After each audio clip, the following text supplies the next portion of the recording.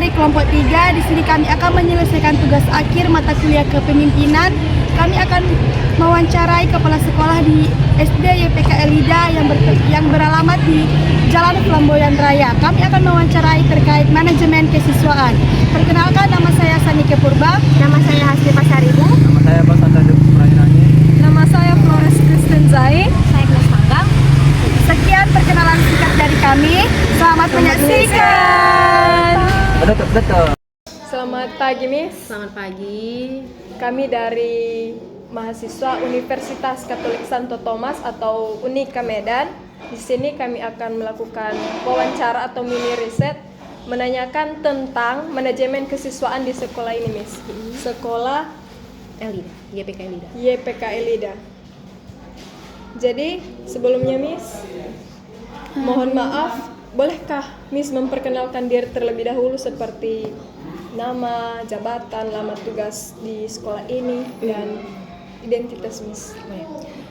Perkenalkan, nama saya Miss Mita. Jabatan saya di sini sebagai guru kelas. Kebetulan saya mengajar di kelas 5. Apa tadi? Lama mengajar ya? Iya. Nah, kebetulan lama mengajar di sini saya masih sekitar kurang lebih 1 tahun. Gitu, karena sebelumnya tempat yang lain gitu. Kalau untuk di YPK Elida kurang lebih saya 1 tahun. Oh, jadi di tempat sebelumnya Miss udah berapa tahun Miss mengajar? Beraneka ragam. Ada yang 4 tahun, ada yang 2 tahun. Oh, jadi berarti udah lama lah Miss mengajar? Sudah kurang hampir. lebih 7 tahun. Oh iya Miss. Oke Miss. Sekarang kami mau menanyakan tentang bagaimana manajemen kesiswaan di sekolah ini, Miss. Di mana pertama, bagaimana sistem manajemen kesiswaan yang diterapkan di sekolah ini, Miss? Oke. Sistem manajemen penerapan di sekolah ini pada umumnya itu dia mencakup PPDB. Ya, mungkin kita tahu ya PPDB itu penerimaan peserta didik baru. Nah, setelah kita melakukan penerimaan peserta didik baru siswa itu yang baru masuk ke sekolah kita melakukan orientasi. Orientasinya itu bukan seperti yang kita dulu ya, ospek yang beraneka ragam, enggak. Sini orientasi itu adalah pengenalan lingkungan sekolah gitu. Ya, memperkenalkan bagaimana lingkungan sekolah kita, siapa nama-nama gurunya, mulai dari kelas 1 sampai kelas 6 dan gitu. Kebetulan kita juga ada SMP gitu ya. Jadi guru-guru SMP baru guru bidang studinya juga ada gitu. Jadi lanjut lagi ya kayak posisi lingkungan sekolah, mana di kamar mandi siswa, mana kamar mandi guru gitu. Itulah dia kalau dari orientasi. Nah, baru di sini kita juga melakukan pelaksanaan pembinaan disiplin itu melalui kegiatan ekstrakurikuler. Kebetulan ekstrakurikuler kita itu adalah berenang yang dilaksanakan itu akhir bulan setiap bulannya satu kali dalam setiap bulan itu anak-anak kita bawa berenang. Nah, itulah kegiatan melalui pembinaan disiplin. Juga di situ kita nanti mengajarkan kedisiplinan anak-anak. Memang berenang gitu ya, tapi bukan sekedar anak-anak itu kita biarkan, tidak. Kita laksanakan disiplin juga di sana. Contohnya ya, bagaimana sih cara membuat tata krama di kolam berenang gitu, menjaga nama baik sekolah gitu. Nah, pelaksanaan akademinya juga dapat kita laksanakan di dalam kelas. Contohnya memberikan konsekuensi. Ya, kalau misalkan karena kan kita di setiap kelas itu ada namanya kesepakatan kelas. Nah, di situ kita bisa menerapkan pembinaan disiplin gitu. Apa sih konsekuensinya kalau misalkan si anak melanggar aturan yang udah disepakati gitu. Nah, lalu kita juga bisa menerapkan sistem model MBS ya. Mungkin itu ada model MBS ya, model manajemen berbasis sekolah gitu. Jadi kita juga di sini mengembangkan minat siswa, bakat siswa. Jadi kita tanya. Jadi kita kalau kami di sini setiap guru itu harus tahu apa bakat siswa, apa minat siswa gitu. Jadi kita bisa tahu. Jadi ketika siswa itu mengalami kendala, nah sinilah peran guru gitu. Jadi kalau menurut kami seperti itulah dia untuk mengembangkan pembinaan dari siswa. Nice. Baik Miss, selanjutnya bagaimana proses penerimaan dan pendataan peserta didik di sekolah kita ini, Miss? Oh, kalau sistem penerimaan peserta didik di kelas kita ini gampang. Gitu. Jadi guru dengan peserta didik yang baru yang mau didaftarkan itu cukup membawa identitas si anak. Mungkin seperti akta kelahirannya, lalu sebagai format pendukungnya itu adalah kartu keluarga. Ya, kartu keluarga dan perwakilan KTP orang tua. gitu. Kita tidak ada jalur online gitu. Karena kan kebetulan kita ini SD ya, kalau jawab pertanyaan seperti itu, kita ini ada di SD gitu. Jadi tidak ada jalur online. Hanya saja mungkin contoh bisa jadi penerimaan itu melalui mutasi, boleh juga. Mungkin perpindahan. Ya, mungkin ada anak yang ngikuti perpindahan orang tuanya, mungkin dari sistem pekerjaan atau perpindahan dari desa ke desa yang satunya gitu. Itulah kita, kalau sistem penerimaan siswa kita.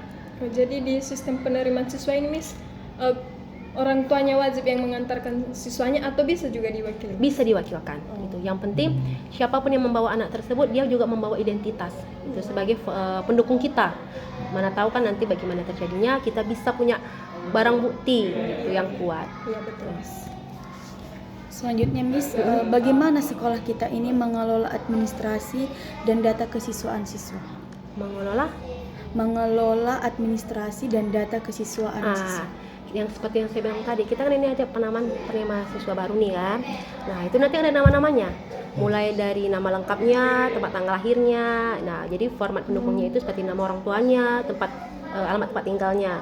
Nah jadi dari situlah kita pendataannya gitu. Misalkan kalau memang dia punya sebelumnya TK, nah kita minta tuh ijazah TK-nya sebagai format pendukungnya. Tapi ada juga siswa kan dia tidak TK tapi umurnya tercukupi, itu juga tidak apa-apa. Tapi dengan satu syarat, kita harus menetes.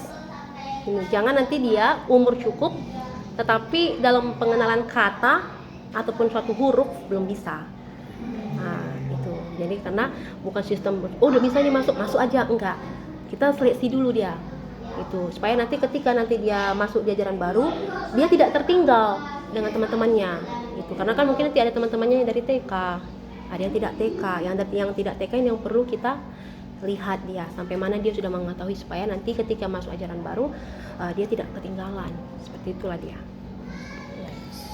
Selanjutnya Miss, bagaimana peran guru dan kepala sekolah dalam pelaksanaan manajemen kesiswaan? Ini dia peran kepala sekolah itu sebagai manajer, ya, administrator, fasilitator. Ya, fasilitator ini bukan untuk membimbing guru. Ya, karena kita juga setiap minggunya diadakan rapat. Nah, rapatnya ini untuk menanyakan bagaimana perkembangan siswa dalam satu minggu itu. Tuh, karena kan pasti dalam satu minggu itu ada aja masalah-masalah siswa ya. Mungkin nanti ada siswa yang tidak bisa, yang mungkin nanti ada di beberapa yang tidak mengerjakan tugas, ya. Ini baru itu. Nah, guru sebagai pendukungnya. Karena kan guru ini terjun ke kelas. Nah, gurulah yang meneruskan ke siswa apa aja yang dia. Jadi guru ini sebagai fasilitator juga. Nah, tapi gurunya ini fasilitator ke siswa. Nah, dia mendukung gitu. Contohnya nih, kita punya konsep yang seperti saya bilang tadi, setiap di sini kalau kita itu siswa itu harus ada PR setiap hari. Gitu. Supaya apa? Jadi materi yang hari ini nggak sekedar lewat. Gitu, tidak sekedar lewat gitu. Jadi apa materi hari ini itu jadi ada tugasnya. Itulah dia kalau di sekolah. Selanjutnya Miss, bagaimana pembinaan disiplin dan karakter siswa dilakukan di sekolah ini? Penerapan Bagaimana pembinaan disiplin dan karakter siswa dilakukan di sekolah ini? kita menerapkan aturan yang saya bilang tadi. Setiap kelas itu harus memiliki kesepakatan kelas. Dan jika setiap siswa itu melanggar, kita akan diberikan konsekuensi. Nah, konsekuensinya ini bukan seperti pukulan, tamparan, bukan. Dan itu sepertinya disepakati oleh setiap wali kelas dengan guru. Biasanya kalau misalkan saya di kelas 5, jika itu melanggar aturan tersebut, itu kalau saya itu sih biasanya dengan siswa saya, contohnya seperti menghafal. Jadi ada tugas tambahannya, gitu. Baik itu menghafal perkalian 1 sampai 20 atau 15 sampai 20, itu bisa saya berikan, gitu. Karena seperti yang kita ketahui ya, kalau konsekuensi itu tidak boleh lagi berupa fisik. Harus yang berupa non fisik ya. Jadi supaya konsekuensi itu juga yang bermanfaat, itu biasanya saya terapnya seperti dengan anak-anak gitu. Jadi bukan hanya sekedar mereka melanggar lalu kita berikan hukuman lalu dilupakan, tidak. Kalau itu kan kalau misalnya saya kasih hukuman nih, oke, kamu hukumannya nih besok saya tagih perkalian nih 1/20. Jadi mengingat. Jadi anak-anak juga punya tanggung jawab. Aduh, saya tadi udah melanggar aturan. Nah, itulah kita. Misalkan dalam penerapan disiplin tadi itu. Selanjutnya Miss, bagaimana belajar atau perilaku. Nah, untuk masalah siswa yang mengalami kesulitan, itulah yang saya bilang tadi. Kita nanti ada rapat nih, nanti ditanya, ada nggak siswa yang mengalami kesulitan? Nah, jika ada, kita konsultasi dulu ke kepala sekolah. Nah, bagaimana tindakannya? Gitu. Setelah kita udah dapat nih arahan, baru kita melakukan sharing. Nah, sharing itu karena kita kan punya grup WA. Kita juga bisa melalui seperti itu gitu. Tapi tidak melalui grup ini gitu. Kita bisa chat pribadi gitu dengan orang tua langsung gitu. Atau bisa kita hadirkan orang tuanya ke sekolah jadi bisa berbicara secara langsung face to face. Itulah kita untuk mendukung siswa kita yang di sini yang mungkin ada beberapa yang mengalami kesulitan. Seperti itulah kita terapkan. Baik Miss, untuk pertanyaan selanjutnya itu apa upaya dari sekolah dalam mengembangkan potensi dan prestasi siswa baik dalam akademik maupun non akademik? Ulang dulu apa tadi? Bagaimana cara sekolah mengembangkan potensi siswa baik dalam akademik maupun non akademik? Oke. Dalam akademik dulu ya. Iya. Nah, untuk mengembangkan potensi itu kita menerapkan model pembelajaran. Itu menerapkan model pembelajaran, baru kita bisa membuat ice breaking sebelum pembelajaran. Biar siswa itu awalnya kita kan tidak tahu nih ya, pagi-pagi lah terus pagi-pagi saya siswa itu kita nggak tahu, mungkin tadi dia di rumah kena marah. Sampai di sekolah hilang moodnya kan banyak nih ya. Jadi itu bisa kita lakukan dengan melakukan ice breaking dulu gitu supaya menimbulkan kembali lagi moodnya siswa gitu. Karena kalau kita udah cukup lama ya dengan siswa itu kita langsung tahu tuh moodnya pasti ada yang berubah. Dalam memberikan dia senyuman aja kita udah tahu, oh berarti tadi ini moodnya kurang di rumah. Entah tadi dia kena marah, kena mungkin tidak sarapan, telat bangun. Nah kita itu. Jadi untuk mengembangkan supaya mereka punya minat lagi kembali itu kita memberikan ice breaking. Nah, jadi di sela-sela pembelajaran atau di sela-sela pembelajaran mungkin kita lihat ini di jam siang. Seperti inilah jam-jam contohnya jam-jam 9, jam 10, 11 itu udah model suntuk siswa. Nah, kita boleh juga nih memberikan ice breaking gitu. Dan juga di sela pembelajaran entah beberapa minggu dalam satu minggu itu atau ada 3 kali atau 4 kali kita bisa memberikan model pembelajaran yang bervariasi. Jadi kita usahakan siswa itu tidak bisa mendebak, pasti ini aja modelnya gitu. Kalau bisa kita berikan model yang banyak gitu. Jadi siswa itu nggak bisa mendebak apa sih sebentar lagi yang akan diberikan guruku ini. Nah gitu dia. Kalau non akademiknya itu tadi itu ekstrakurikuler kita. Untuk sementara memang saat ini kita yang ekstrakurikuler itu adalah masih berenang. Ya, itu dia. Baik Miss, untuk pertanyaan selanjutnya, bagaimana pelaksanaan kegiatan ekstrakurikuler dalam mendukung perkembangan siswa? Pelaksanaannya itu kan 1 kali dalam sebulan, ya 1 kali dalam sebulan ini kita bawa siswa. Nah, jadi untuk biar nanti nggak sia-sia nih ya kan, biar nanti kan contohnya nih ya kan, asal berenang aja enggak. Kita di sini kan juga punya guru berenang studi nih, olahraga nih. Nah, anak-anak itu kita jadi berenang, bukan sekedar kita masuk kolam udah kita biarkan, enggak. Ada setiap guru itu memberikan teknik gitu. Jadi supaya nanti mana tahu nanti ya salah satu siswa kita, lulusan siswa kita bisa menjadi membawa nama atlet ya jaringan Indonesia. Nah, itulah dia kekuatan kita. Jadi kalau boleh tahu itu pelaksanaannya itu biasanya jawab jam sekolah atau pas sore atau pagi? Kebetulan kita dilaksanakan pada saat jam sekolah itu biasanya kita ambil di hari Sabtu. Di hari Sabtu. Iya, tapi dia di akhir bulan. Hanya sekali. Iya, hanya satu kali dalam sebulan. Sebulan. Itu dia. Kita ambil di hari Sabtu supaya karena kan Sabtu kan itu biasanya kegiatan ekstrakurikuler banyak. Nah, kita ambil di hari Sabtu. Itu dia. Kalau pramuka di sini Miss ada kegiatan ekstrakurikuler? Dulu ada. Pramukaan. Iya, dulu ada, tetapi sejak masa zaman Covid itu untuk saat ini tidak dibuat lagi dulu. Tapi kemungkinan nanti akan dilakukan kembali. Selanjutnya Miss, ini bagaimana bentuk kerjasama antara sekolah dan orang tua dalam pengelolaan kesiswaan? Kita melibatkan orang tua. Ya, kita tetap melibatkan orang tua. Nah, contohnya nih kita ada suatu kegiatan yang mau kita lakukan. Kita libatkan orang tua, kita panggil orang tua untuk ke rapat. Kita juga tanya bagaimana orang tua apakah setuju dengan tidak setuju. Kalau memang nanti mereka tidak setuju, kita tanyakan kembali apa yang membuat mereka tidak setuju gitu. Jadi kita tidak mengambil keputusan yang tersendiri gitu. Nanti kita akan rapat, kita akan kumpulkan pihak kepala sekolah, guru dengan orang tua. Jadi orang tua juga di sini berhak memberikan aspirasinya, pendapatnya gitu. Jadi kita sama-sama mendukung program sekolah kita gitu, baik dari segi bakat minat, ekstrakurikuler dan visi dan misi. Gitu.